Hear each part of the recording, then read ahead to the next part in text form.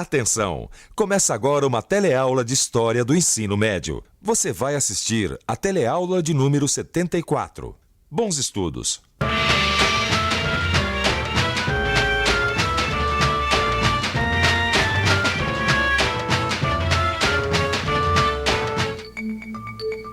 Ao longo da história, homens e mulheres lutaram para conquistar liberdade e democracia. Afinal, o exercício da cidadania depende de um governo que represente os desejos da população. No Brasil, a democracia é uma conquista recente.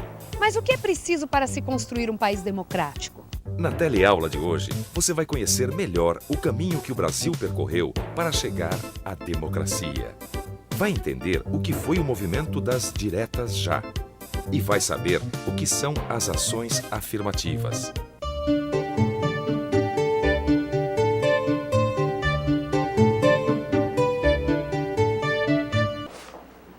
Olha isso! Quase todo mundo confirmou presença. Ai, eu tô super animada com essa reunião dos moradores da nossa rua. E bem aqui na nossa casa. Tá quase na hora, tia. Licença que eu preciso terminar de arrumar. Agora vem cá, o que vai acontecer nessa reunião? Vamos tratar de assuntos de interesse de todos. Coleta de lixo, segurança e a instalação de uma telesala. Vamos também votar para saber quem vai ser o novo representante da nossa rua. Nossa, nessa rua todo mundo participa mesmo, né? O nome disso é democracia. No Brasil, a década de 80 foi um momento decisivo para a consolidação da democracia. Mas ninguém saiu votando para presidente logo de cara, não. Você já votou para presidente da República? Já. Sim, já votei. Hoje em dia, todo cidadão brasileiro pode votar para presidente, mas esse direito não existiu sempre no Brasil. Foi uma conquista de muita luta. Na campanha, que foi chamada de Diretas Já, multidões exigiam o direito de escolher diretamente o sucessor do presidente Figueiredo. Tia, você ainda tem sua camiseta das diretas já? Claro, foi uma campanha histórica, um movimento pacífico. Todos queriam acabar de vez com o regime militar. Como, tia? Elegendo um presidente civil através do voto direto. O povo saiu às ruas. Vestindo amarelo, todos cantavam 1, 2, 3, 4, 5 mil. Queremos eleger o presidente do Brasil. 1, 2, 3, 4, 5 mil. Queremos eleger o presidente do Brasil. Mas mesmo com a pressão popular, a emenda que estabelecia a realização de eleições diretas para presidente não foi aprovada no Congresso Nacional. O governo militar tinha muitos aliados e o Congresso ficou dividido. Mesmo sem as diretas, a oposição aproveitou para lançar um candidato com chances reais no colégio eleitoral. Tancredo Neves era governadora de Minas Gerais, um político com muita habilidade e perfil moderado. Um acordo político foi costurado com a ala mais conservadora, anteriormente ligada ao governo militar. O senador José Sarney foi indicado a vice na chapa de Tancredo. E a vitória de Tancredo Neves colocou um ponto final na sucessão de governos militares. Depois de 20 anos, um civil chegava ao poder, dando início ao que o próprio Tancredo Neves chamou de Nova República. Mas aconteceu uma coisa que ninguém esperava, Luísa. Tancredo Neves ficou doente e morreu antes de assumir a presidência. Nossa, que triste, tia. Bota tristeza nisso. Olha, a morte de Tancredo Neves foi um choque para um povo que lutou e esperou tanto pela democracia. Mas e aí, o que aconteceu? O vice-presidente José Sarney tomou posse. E o governo dele, como foi? A inflação foi um dos maiores desafios econômicos no governo do presidente Sarney.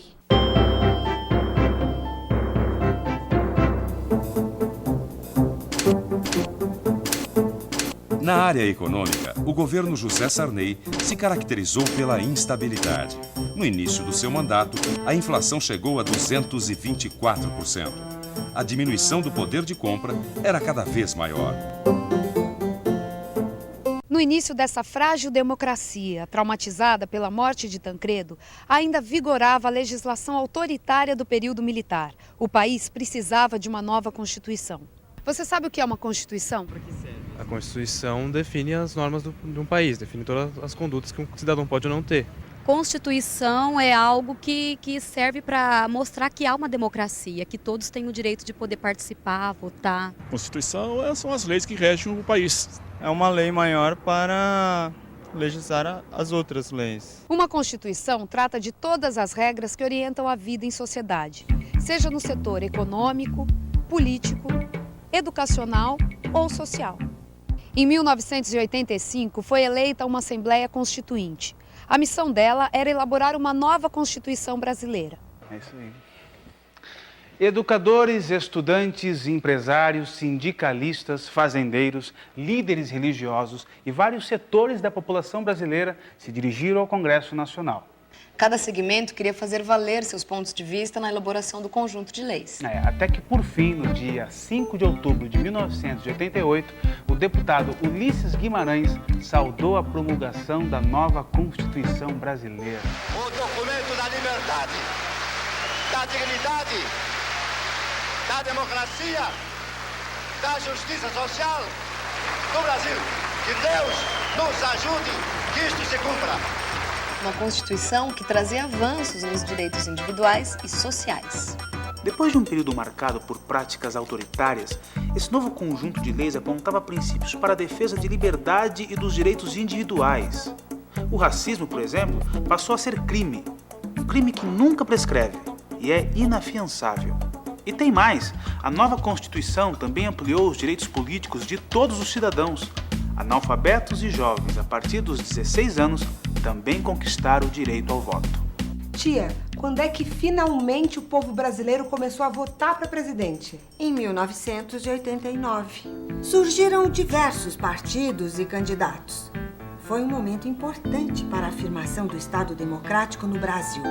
No final da primeira campanha eleitoral, com voto direto e livre do povo, a vitória nas urnas foi de Fernando Collor de Mello. Mas pelo que eu sei, esse governo não acabou bem. Nas promessas de campanha, o novo presidente prometeu modernizar o país e ajudar os mais pobres. Mas de cara, tomou medidas muito impopulares. Em 1989, logo após a sua posse, ele saiu com um plano muito controvertido posteriormente, que foi o congelamento da poupança e dos depósitos em conta corrente para debelar uma inflação que à época se aproximava de 100% ao mês. Os resultados foram precários porque antes de sair ele teve que fazer o plano Collor II porque a inflação tinha voltado.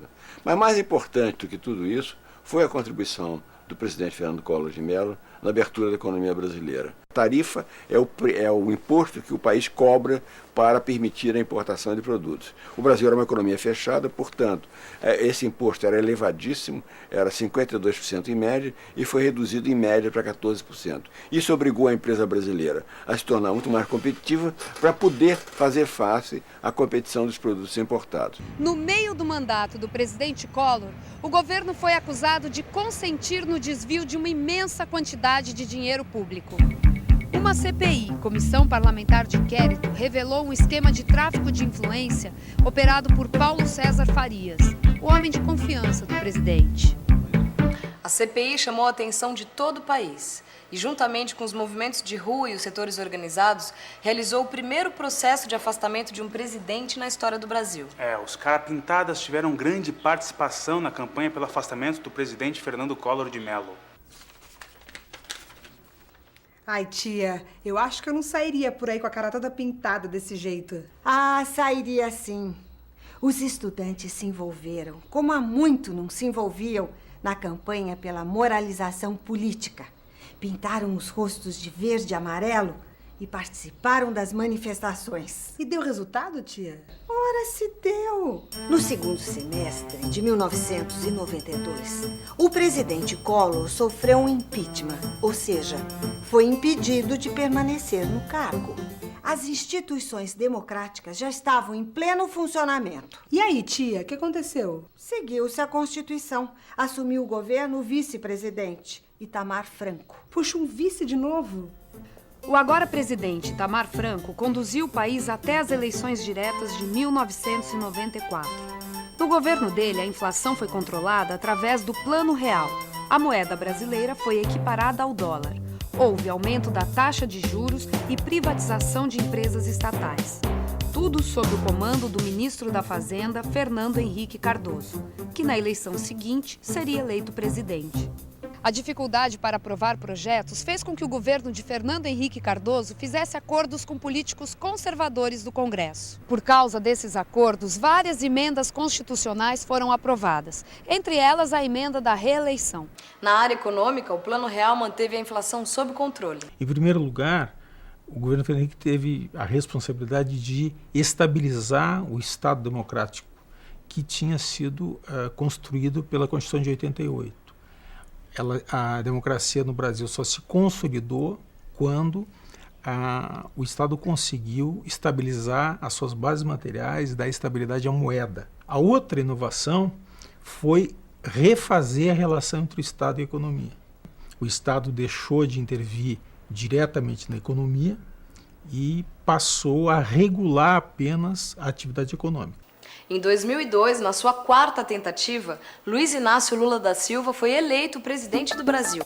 O governo Lula manteve as bases econômicas dos governos anteriores, mas foi além. Aprimorou a política econômica e criou uma agenda de políticas sociais integradas e sustentáveis. Também expandiu as fronteiras na política externa e nas relações comerciais. Então, acho que é um conjunto de aspectos políticos, culturais e sociais que dão a natureza democrática do governo Lula. Pela primeira vez, diminuiu o grau de desigualdade no Brasil. Pela primeira vez, a maioria da população não está nas classes mais pobres, chamada classe D e E, mas está na classe C.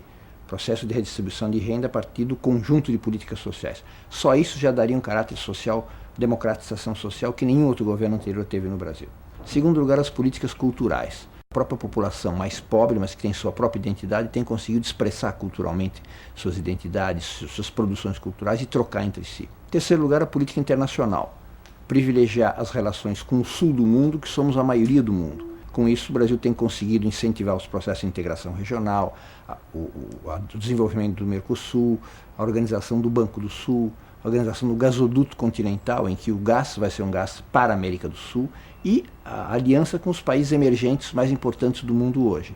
China, Índia, África do Sul e assim por diante. Puxa, tia, como a Constituição de 1988 mudou a cara do Brasil, né? Ah, mudou mesmo. O país se redemocratizou. E ao exercer a democracia, muitos cidadãos brasileiros começaram a colher o fruto de suas lutas. Que tipo de lutas? Contra o preconceito, por exemplo. Construir a igualdade em sociedades compostas por muitos grupos diferenciados é um desafio para todas as nações democráticas. A partir das lutas dos negros norte-americanos, foi desenvolvida a teoria das ações afirmativas. São ações que buscam o reconhecimento da existência de discriminações históricas.